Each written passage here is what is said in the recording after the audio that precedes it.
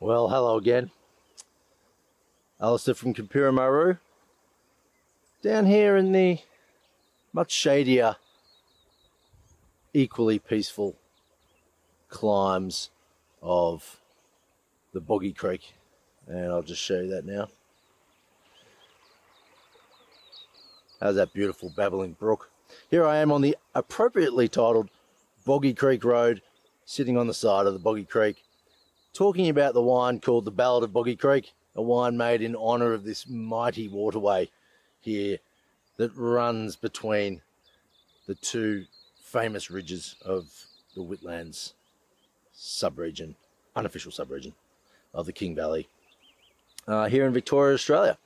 The vineyard for which the Arnaise is from is about 200 metres in front of me. And I thought, maybe I'll do the video in the vineyard. Sensible. But what? Looks like a vineyard, right? Let's do it next to this beautiful, babbling Boggy Creek.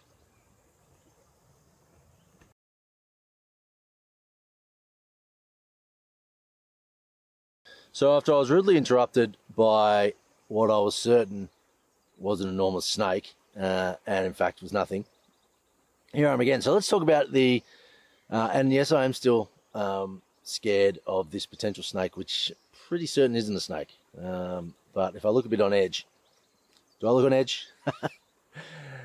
So yeah, if you hear me screaming and running away, or you see me screaming and running away, that's the reason why. Yeah, so let's talk about this wine, the Ballad of Boggy Creek Arnaise, grown by David Cavicchiolo, down at the town of Maru. So for those following at home, if you want to find out where I am, go into Google Maps, type in Boggy Creek Road in Maru, M-Y-R-R-H-E-E, in Victoria, Australia. Follow the Boggy Creek Road up, I don't know, 20 metres, and you'll see where I'm sitting. So the wine, 1 month on skins, picked about the 18th of March, so very similar to the Panopticon, but we're sitting about 300 metres below that previous vineyard, so a little bit warmer. So this fruit was picked at about 12 Beaumet compared to the 10 Beaumet of the Riesling Pinot Gris Gewürztraminer blend.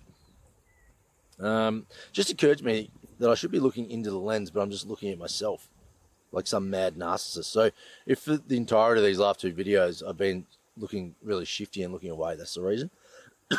Pardon me.